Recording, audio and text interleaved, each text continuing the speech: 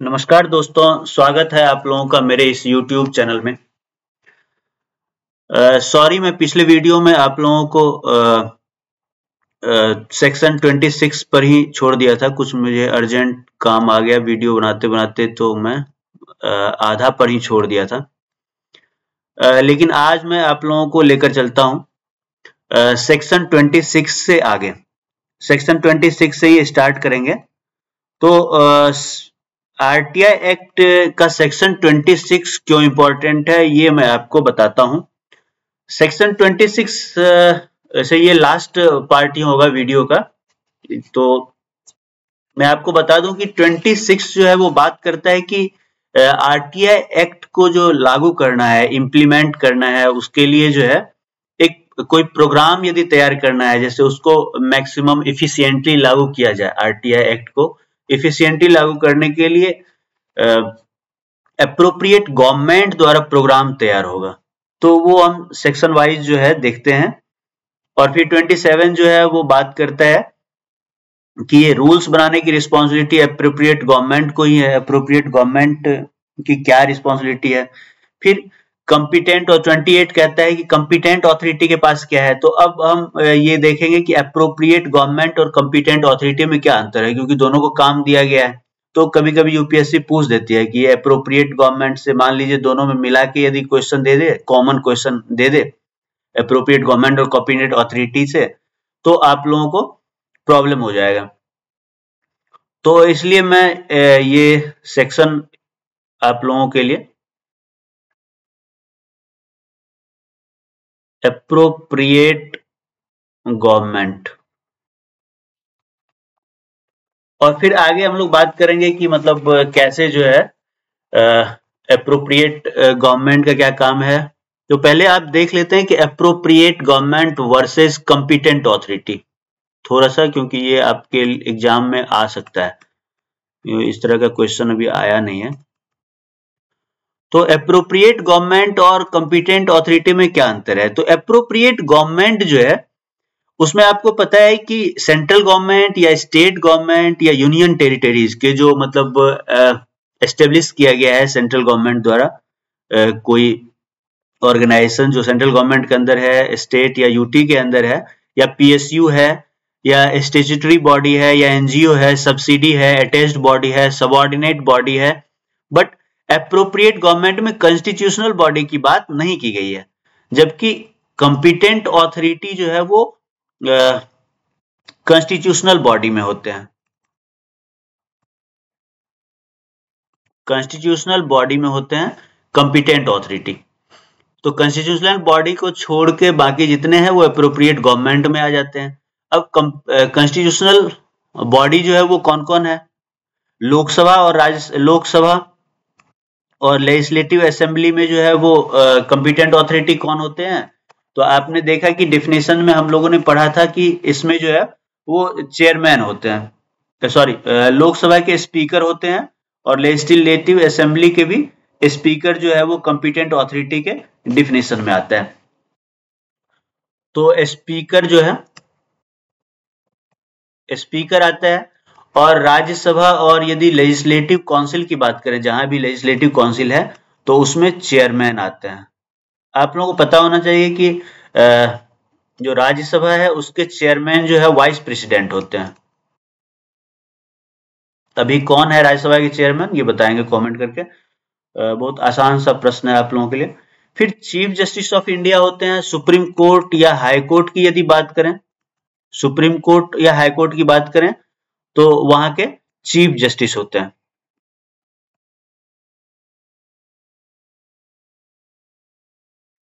और फिर constitutional body जितने हैं उसके प्रेसिडेंट या गवर्नर होते हैं। प्रेसिडेंट या गवर्नर। अब प्रेसिडेंट गवर्नर, प्रेसिडेंट जो है वो सेंट्रल गवर्नमेंट के कॉन्स्टिट्यूशनल बॉडी में आते हैं, और यदि स्टेट का कोई है तो उसमें गवर्नर होते हैं। अब आप बात करें तो administrator appointed under article 239 of the constitution. मतलब एडमिनिस्ट्रेटर किस में होते हैं कॉन्स्टिट्यूशनल बॉडी, ये होते हैं 239 मीन्स यूटीज, यूटीज में जो है, यूटीज में होते हैं एडमिनिस्ट्रेटर। तो यही डिफरेंस है मेनली जो है अप्रोप्रिएट गवर्नमेंट और कॉम्पिटेंट अथॉरिटी। तो कॉम्पिटेंट अथॉरिटी में कॉन्स्टिट्यूशनल बॉडी आ जाता है और इसके साथ साथ ये सारे कॉन्स्टिट्यूशनल बॉडी हैं। तो और अप्रोप्रिएट कॉम्पिटेंट अथॉरिटी में और अप्रोप्रिएट गवर्नमेंट में इसके अलावे जो भी सेंट्रल स्टेट गवर्नमेंट के जो ऑर्गेनाइजेशन होते हैं वो आते हैं। तो सेक्शन 26 क्या कहता है? सेक्शन 26 कहता है कि जो भी आरटीआई एक्ट को इम्प्लीमेंट करने के लिए अप्रोप्रिएट गवर्नमेंट जो है वो फाइनेंशियल और अदर रिसोर्सेस अवेलेबल कराएगा, अप्रोप्रिएट गवर्नमेंट। और ये फाइनेंशियल अदर रिसोर्सेस किस चीज के लिए चाहिए? तो 26(1)(a) कहता है कि ये फाइनेंशियल रिसोर्सेज जो चाहिए वो चाहिए एजुकेशनल प्रोग्राम्स मीन्स ट्रेनिंग चाहिए, ट्रेनिंग एजुकेशनल प्रोग्राम्स चाहिए, ताकि मतलब इसके एडवांटेज और जो डिसएडवांटेज्ड कम्युनिटीज है उसको समझाने के लिए, मीन्स लोगों के लिए चाहिए, लोगों को समझ में आए इसके लिए एजुकेशनल प्रोग्राम्स चाहिए। इसके बाद पब्लिक ऑथोरिटीज को भी इनकरेज करेगा, पब्लिक ऑथोरिटीज को भी इनकरेज करेगा कि ज्यादा से ज्यादा मतलब वो डेवलपमेंट ऑर्गेनाइजेशन प्रोग्राम में भाग लें और खुद भी जो है इस तरह का प्रोग्राम करें। और फिर आरटीआई एक्ट को जो है टाइमली और मतलब इफेक्टिवली इसको जो है टाइमली और इफेक्टिव मैनर में जो मैनर में पब्लिक ऑथोरिटी जो है वो इंफॉर्मेशन डिसेमिनेट करे, ताकि मतलब ज्यादा से ज्यादा लोगों तक इसकी पहुंच आसानी से हो। सीपीआईओ की भी ट्रेनिंग की बात की गई है, सीपीआईओ या एसपीआईओ की भी ट्रेनिंग की बात की गई है, ताकि इफेक्टिवली जो है ये लागू हो सके। तो इस तरह से जो है 26(1) कहता है। 26(2) क्या कहता है सेक्शन का, सबसेक्शन 2 की 18 महीने बाद एप्रोप्रिएट गवर्नमेंट जो है वो आरटीआई एक्ट लागू होने के 18 महीने के अंदर, बाद नहीं, 18 महीने के अंदर जो है ये गवर्नमेंट एक कंपाइल करेगी ऑफिशियल लैंग्वेज में एक गाइडलाइंस जो है वो गाइड कंपाइलेशन की बात कर रहा है, एक मतलब गाइड कंपाइल करेगी जिससे कि जो भी आदमी, जो भी व्यक्ति इंडियन सिटीजन जो है आरटीआई एक्ट यूज करना चाहता है, आरटीआई एक्ट का प्रयोग करना चाहता है, तो वो आसानी से कर सके। अब उस गाइड में जो है क्या क्या होना चाहिए ये बताया गया है कि उस गाइड में जो है सबसे पहले ऑब्जेक्टिव, उस एक्ट का ऑब्जेक्टिव होना चाहिए, मतलब उद्देश्य क्या है, क्या ऑब्जेक्टिव है। फिर है कि सीपीआईओ और एसपीआईओ का एड्रेस होना चाहिए, एड्रेस, टेलीफोन नंबर, मतलब सारा डिटेल्स होना चाहिए। फिर एक किस रूप में जो है, मतलब कैसे इंफॉर्मेशन जो है वो प्राप्त किया जाए, the manner and form in which request for access, मतलब किस रूप में जो है वो shall be made to CPIO, मतलब कैसे जो है इंफॉर्मेशन मंगाया जाए। सेक्शन 3 जो है 26 का 3 ये कहता है कि कैसे इंफॉर्मेशन मंगाया जाए, वो 3 के सी में, मतलब इस गाइड कंपाइलेशन जो किया जाएगा, गाइड जो है उसमें ये सब होनी चाहिए, कैसे इंफॉर्मेशन मांगा जाए। फिर है कि सीपीआईओ एसपीआईओ कैसे इंफॉर्मेशन, मतलब कैसे असिस्ट करेगा, क्या सहयोग दे सकता है, वो सब बातें लिखी होनी चाहिए।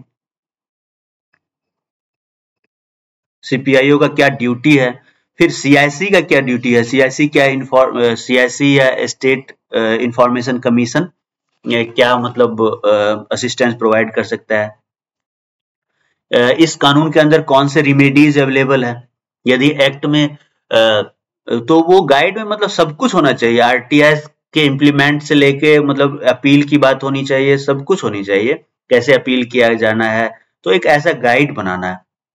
और कौन सा सुओ मोटो डिस्क्लोजर की बात कर रहा है अकॉर्डिंग टू सेक्शन 4 जो है, तो ये सब उसमें होना चाहिए। इसके अलावा फीस की बात कर रहा है, फीस भी होना चाहिए, और कोई एडिशनल रेगुलेशन सर्कुलर यदि बाद में बनाया गया हो इस एक्ट के अनुसार तो वो भी होना चाहिए। उसी तरह जो है 26(4) कहता है कि एप्रोप्रिएट गवर्नमेंट का क्या काम है कि ये अपडेट भी करे इस गाइडलाइंस को, अपडेशन की बात कर रहा है। अपडेट नहीं करेगा तो उसका कोई मतलब नहीं रहेगा। तो इस तरह से 26 जो है वो प्रॉपर यही कहता है कि एक गाइड बनाए, विद इन 18 मंथ्स जो है एक कंपाइलेशन करे। जैसे किसी भी रूल को लागू करने के लिए गाइड बनाने से क्या होता है कि आसानी हो जाती है और इफेक्टिवली लागू होता है, लोगों तक मतलब लोगों को आसान भाषा में समझ में आता है। अब है कि एप्रोप्रिएट गवर्नमेंट का पावर क्या है? Power to make rules by appropriate government.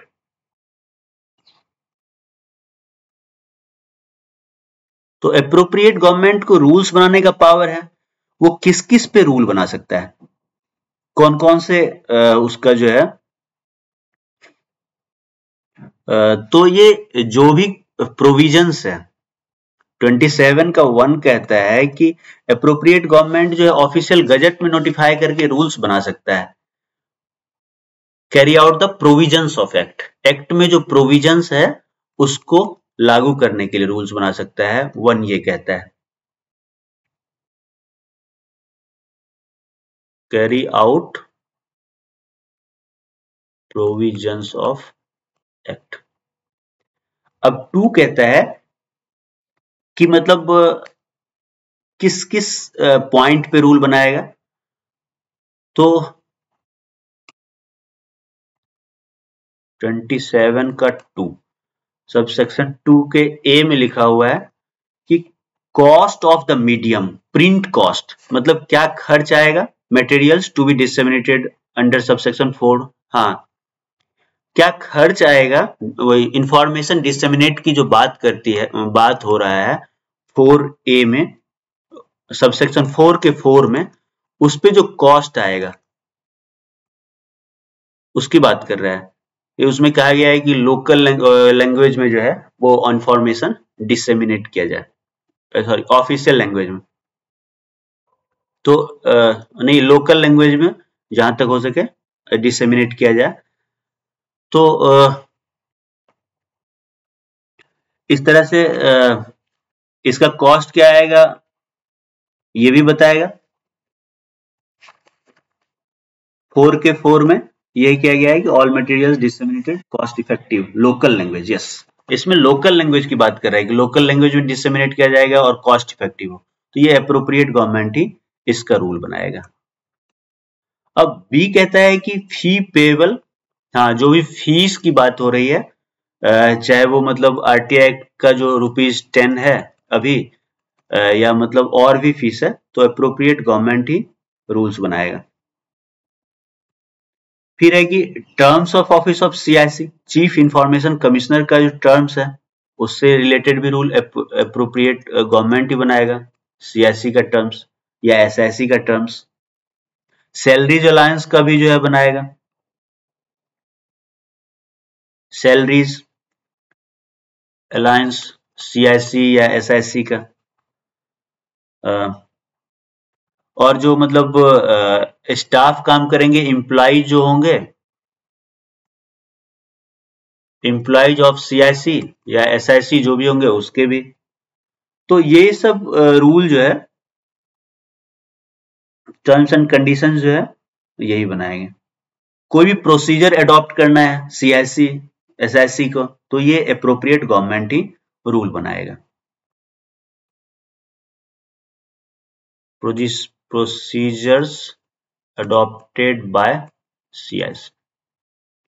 अब एफ कहता है कि और भी कोई एनी अदर रिक्वायरमेंट हो तो उसके लिए भी जो है,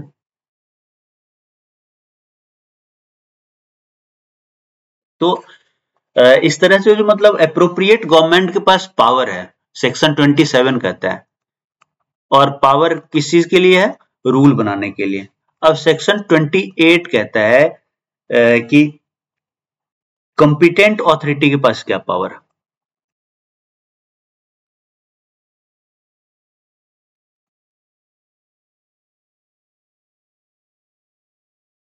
कंपिटेंट ऑथोरिटी के पास क्या पावर है कि कॉम्पिटेंट ऑथोरिटी भी जो है वह ऑफिशियल गजेट से रूल बना सकती है। सेम इस प्रोविजंस ऑफ एक्ट को इंप्लीमेंट करने के लिए रूल बना सकती है।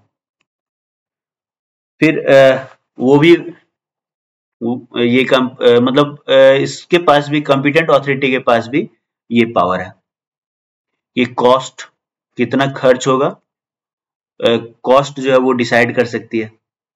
प्रिंट आउट का जो 4 में जो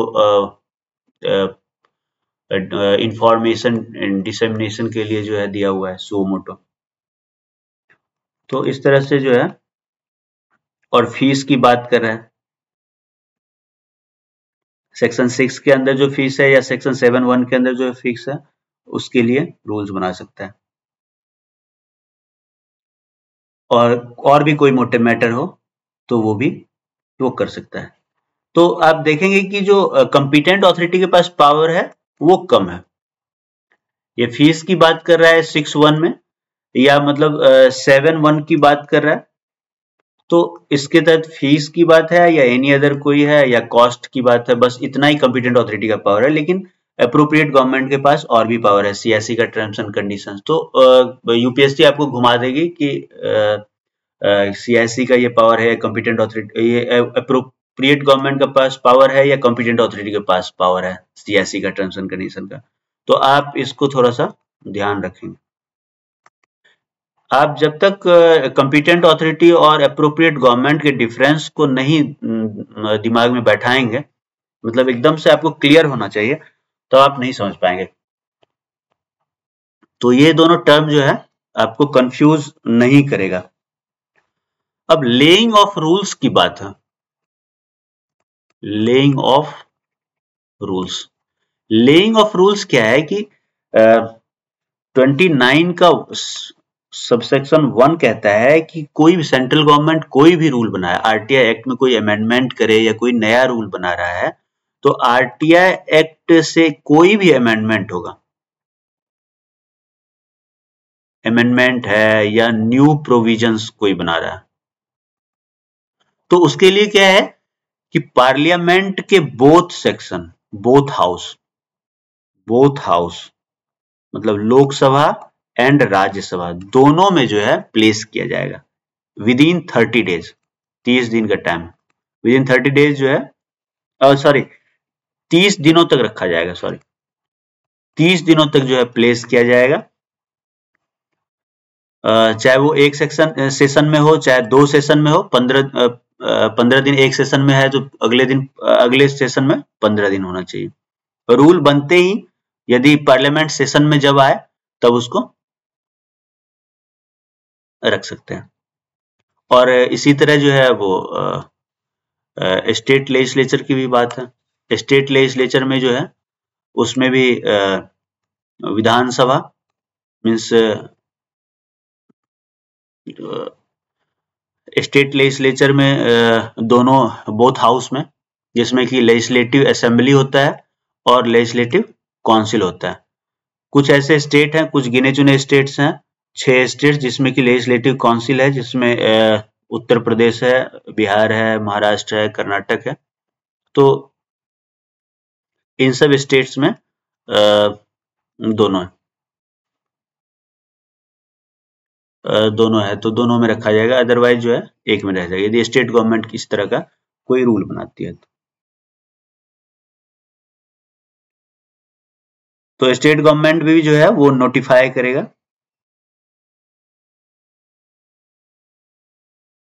तो 29 का 2 कहता है कि कोई भी रूल यदि स्टेट गवर्नमेंट द्वारा बनाया गया है तो वो भी जितना जल्दी हो सके नोटिफाई के बाद स्टेट लेजिस्लेचर के पास रखा जाएगा। ये 2 में कहता है स्टेट लेजिस्लेचर, जो मैंने अभी बताया। और ऊपर जो है वो सेंट्रल गवर्नमेंट की बात है। हाँ, अब इसमें एक, ये तो 2 है, इसमें एक वो भी है, क्लैरिटी भी है कि 29 का 1 कहता है कि यदि कोई रूल लोकसभा या राज्यसभा में अमेंड हो जाता है तो अमेंडमेंट के बाद लागू होगा। यदि लोकसभा कहता है कि नहीं, तो दोनों मतलब लोकसभा और राज्यसभा को पावर है, इक्वल पावर है। ये कोई भी अमेंडमेंट होगा, ये अमेंडमेंट यदि लोकसभा या राज्यसभा स्वीकार नहीं करेगा या स्वीकार करेगा, यदि कोई सजेशन देगा तो वो जैसा अमेंड किया जाएगा वैसे जो है पास होगा। अब 30 जो है वो बनाया गया था डिफिकल्टी रिमूव करने के लिए। नया नया जब कोई रूल लागू होता है, एक्ट इम्प्लीमेंट किया जाता है, तो उसमें क्या होता है, बहुत सारी कठिनाइयां आती है, तो उसको लागू करने के लिए जो है बनाया गया था ये प्रोविजन कि पावर टू रिमूव डिफिकल्टीज। क्योंकि ये जब पार्लियामेंट में कोई एक्ट पास होता है तो अब हो सकता है कि कुछ चीजें जो है मतलब परिस्थिति बदल गई या कुछ इस तरह का सिचुएशन है, तो बार बार पार्लियामेंट में तो नहीं ले जाया जाएगा, तो एग्जीक्यूटिव जो है उसमें चेंज करते हैं, लेकिन उसको पार्लियामेंट में रखा जाएगा, पार्लियामेंट के दोनों सदनों में, लोकसभा और राज्यसभा में, संसद के दोनों सदनों में। तो कह रहा है कि सेंट्रल गवर्नमेंट जो है वो एक ऑर्डर गजट ऑफ इंडिया में पब्लिश करके इस डिफिकल्टीज को रिमूव करेगा, लेकिन 2 साल के बाद नहीं ऐसा कर सकता है, विद इन 2 ईयर्स ही जो है ऐसा कर सकता है, 2 साल के बाद ऐसा नहीं होगा। और 30 का 2 कहता है, 30 का सेक्शन 1 तो ये कहता है, 30 का 2 कहता है कि ये पार्लियामेंट में रखा जाएगा कोई भी यदि अमेंडमेंट होता है तो, जो अभी मैं बताया इस तरह का अमेंडमेंट यदि कोई करता है डिफिकल्टी रिमूव करने के लिए तो उसको पार्लियामेंट में ले डाउन किया जाएगा।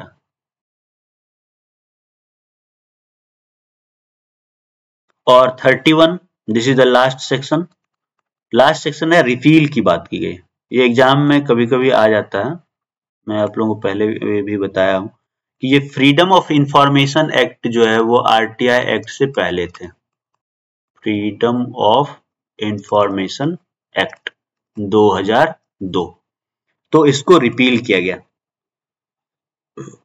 इसके जगह जो है आरटीआई एक्ट ने लिया, क्योंकि ये इफेक्टिव नहीं था, इसमें कोई अपील की बात नहीं थी, इसमें कोई पनिशमेंट की बात नहीं थी, तो इस तरीके से जो है वो आपका आरटीआई एक्ट खत्म होता है। आरटीआई एक्ट के साथ साथ आरटीआई रूल्स भी मैं आप लोगों को बता देता हूं। आरटीआई का जो रूल्स है वो 2012 में बना था, तो आरटीआई रूल्स 2012 से भी कुछ प्रश्न आ सकते हैं। आरटीआई रूल्स में कुछ सेक्शन 1 सेक्शन 2 तो मतलब सेक्शन 1 में शॉर्ट टाइटल है, कमेंसमेंट है, कब से कमेंस होगा, तो ये आरटीआई रूल जो है वो 31 जुलाई 2012 को जो है ये पब्लिश हुआ था, तो 2012 से इसकी शुरुआत होगी, आपको पता है ये 31 जुलाई 2012 से लागू हो गया। इसमें कुछ डिफिनेशंस दिया हुआ है, बाकी डिफिनेशंस तो आप लोग जानते ही है। एक फर्स्ट एपीलेट अथॉरिटी जानते हैं, रजिस्ट्रार का डिफिनेशन दिया हुआ है कि रजिस्ट्रार कौन होगा।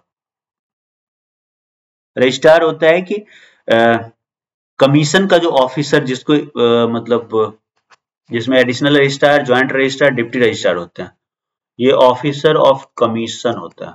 कमीशन, कमीशन मतलब सॉरी सीआईसी या एसआईसी, तो ये जो है रजिस्ट्रार होते हैं।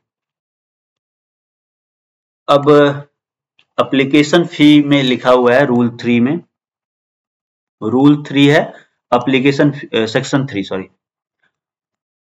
ये तो खुद रूल है। सेक्शन 3 जो है वो बात करता है एप्लीकेशन फी का, कि एप्लीकेशन फी जो है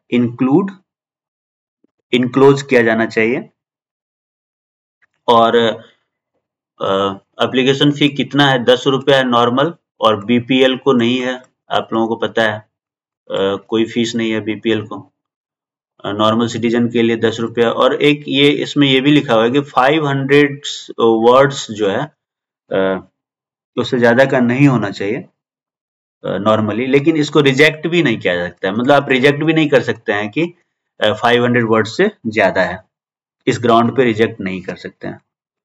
सेक्शन 4 जो है वो बात करता है एक मोटा मोटी मैं बताता हूँ। इसमें बात करता है कि फीस जो है इंफॉर्मेशन के लिए कितना प्रोवाइड किया जाए, मतलब डिफरेंट सेक्स वो जब आप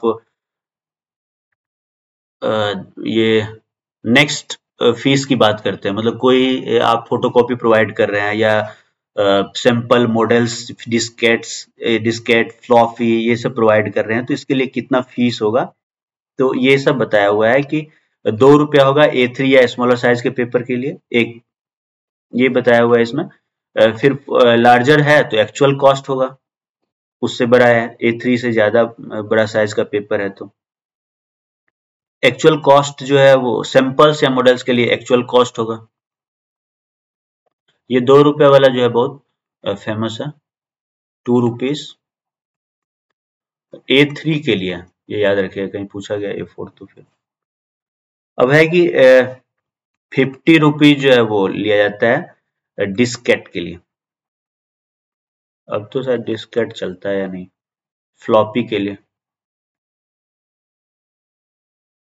और ₹2 पर पेज जो है, या तो price fixed for a publication या ₹2 for photo copy of the extract from publication. तो पब्लिकेशन का फोटो कॉपी है तो ₹2 लिया जाएगा। बीपीएल के लिए कोई फीस नहीं है, इसमें लिखा हुआ है। और ₹50 से ज्यादा का यदि पोस्टल फीस है, पोस्टल फीस यदि ₹50 से एक्सीड कर रहा है, ज्यादा हो रहा है, तो फिर आपको पोस्टल चार्ज आप कर सकते हैं। तो ये सब रूल्स में लिखा हुआ है, सेक्शन 4 में लिखा हुआ है। सेक्शन 5 जो है कह रहा है कि exemption of payment of fees. हाँ, ये बड़ा इंपॉर्टेंट एक छूट गया, सेक्शन 4 का F। सेक्शन 4 का F कहता है, मैं यहां बता देता हूं। सेक्शन 4 का F बड़ा इंपॉर्टेंट है, यदि इंस्पेक्शन के लिए आए तो फर्स्ट 4 आवर्स जो है वो फ्री होगा, फर्स्ट 4 आवर्स फ्री होगा, और फिर इसके बाद जो है वो ₹5 पर घंटे होगा, ₹5 पर आवर। ये इंस्पेक्शन की बात कर रहे हैं, इंस्पेक्शन के लिए यदि कोई आया तो ये सेक्शन 4 के F में है। सेक्शन 5 जो है एग्जाम्पशन की बात कर रहा है। सेक्शन 5 एग्जाम्पशन किसके लिए है? बीपीएल के लिए।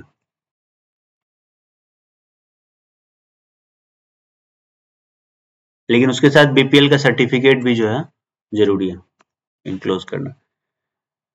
अब 6 कहता है mode of payment of fees.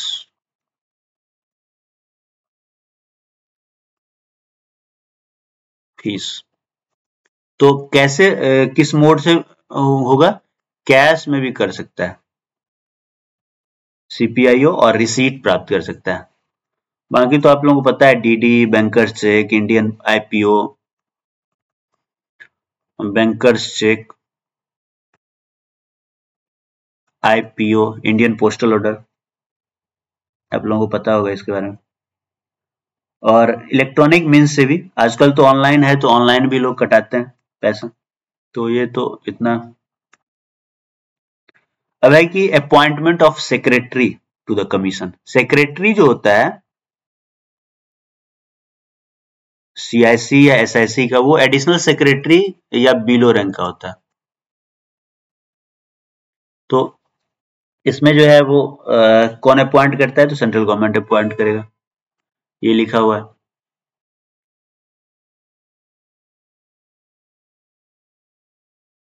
ये एक बात मैं बता देता हूँ, वहां जो अंडर सेक्रेटरी पोस्टेड होते हैं ना सीआईसी में, वो मतलब उसका डेजिग्नेशन डिप्टी सेक्रेटरी होता है, क्योंकि एक फ्रेंड जो है वहां पे पोस्टेड है, उसने बताया, उसका आई कार्ड भी मैं देखा था,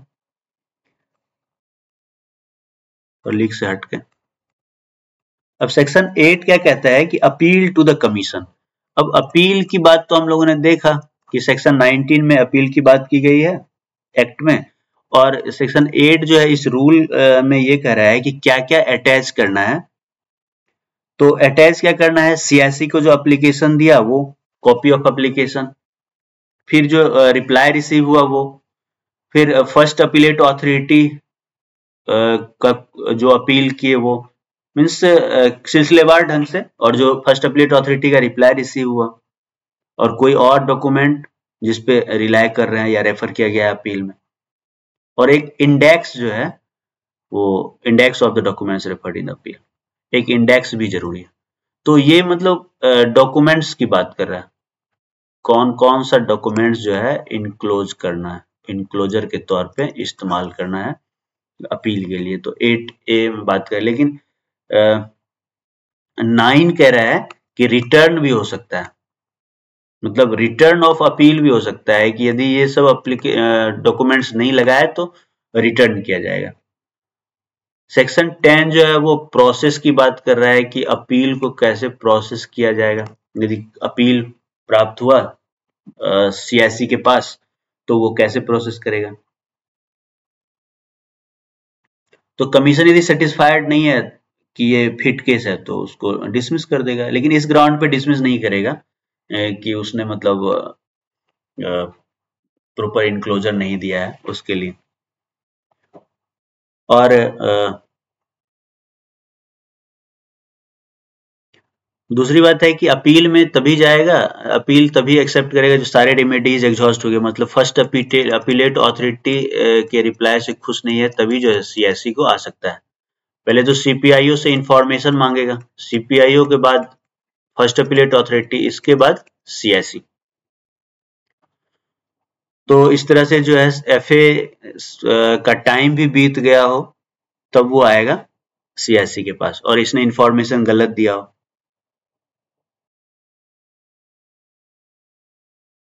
तो ये 3 में कह रहा है, सेक्शन 10 के सबसेक्शन 3 में।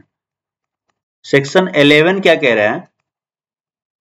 सेक्शन 11 कह रहा है procedure for deciding appeal. Appeal का डिसाइड करने का क्या प्रोसीजर्स होगा,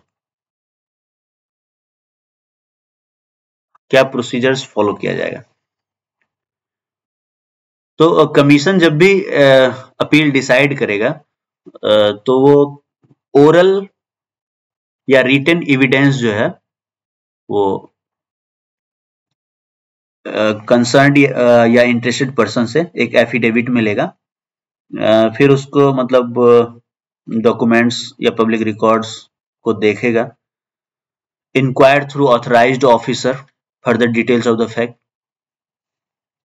तो इस तरह से जो है कमीशन जो है वो प्रोसीजर कर, फिर जो है वो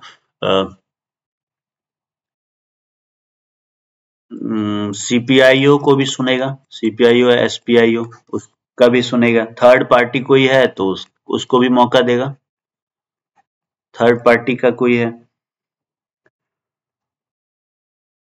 और कोई एविडेंस है, रिटन एविडेंस होना चाहिए। यदि CPIO का कोई एविडेंस है तो CPIO से भी प्राप्त करेगा। सबसे पहले तो कोई एविडेंस इसका है, इंटरेस्टेड पर्सन का है तो एविडेंस भी लेगा। तो इन सब पर जो है विचार करते हुए वो फाइनल डिसीजन देगा। अब है कि प्रेजेंस की बात कर रहा है, presence of the appellate. Means जब CIC में जाएगी बात तो अकेला मतलब एक तरफा डिसीजन नहीं होगा, अपीलेंट को भी दिया जाएगा इंफॉर्मेशन 7 दिन पहले, 7 क्लियर डेज होना चाहिए before date of hearing. CPIO को भी बुलाया जाएगा, तो सबको मौका दिया जाएगा, सभी लोग आएंगे, CPIO है, SPIO है, थर्ड पार्टी है, सभी जो है वो रहेंगे, तभी ये सुना जाएगा। जैसे कोर्ट में होता है जनरली सबको मौका मिलता है। Presentation by the public authority, public authority भी जो है प्रेजेंट करेगा, सेक्शन 13 कहता है।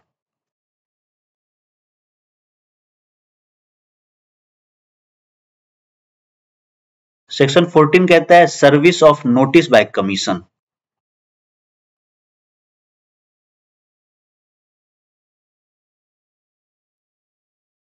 छोटा है इसलिए मैं CIC ऐसा चलूँ, तो नोटिस भी सर्विस किया जाएगा, कमीशन जो है वो बाय नेम जो है वो नोटिस सर्व करेगा पार्टी को। किस किस को करेगा, तो सबसे पहले पार्टी को करेगा इटसेल्फ, बाय हैंड किस किस मीन से कर सकता है, हैंड डिलीवरी भी कर सकता है, रजिस्टर्ड पोस्ट, इलेक्ट्रॉनिक पोस्ट, ये तो ठीक है। और 15 है कि order of the commission, last में ऑर्डर इशू करेगा। तो ऑर्डर कैसा होगा, तो रिटन होगा, राइटिंग में होगा, और रजिस्ट्रार से ऑथेंटिकेट होगा, मतलब रजिस्ट्रार का ही ऑर्डर होगा, जैसे कि होता है। तो इस तरह से जो है ये आपका आरटीआई एक्ट और आरटीआई रूल्स जो है दोनों खत्म हुआ। Thank you, best of luck. मुझे लग रहा है कि अब इसके अलावे जो है आरटीआई एक्ट या आरटीआई रूल्स में इसके अलावे कोई प्रश्न नहीं पूछा जाएगा, क्योंकि मैंने पूरा डिटेल से आप लोगों को बताया है। Thank you. तो आरटीआई एक्ट जो है वो और आरटीआई रूल्स यही खत्म होता है। आप लोगों ने इतना ध्यान से सुना। यदि आप लोगों को अच्छा लगे, हेल्पफुल हो, तो आप लोग जरूर जो है लाइक करेंगे, लाइक कीजिएगा। Thank you.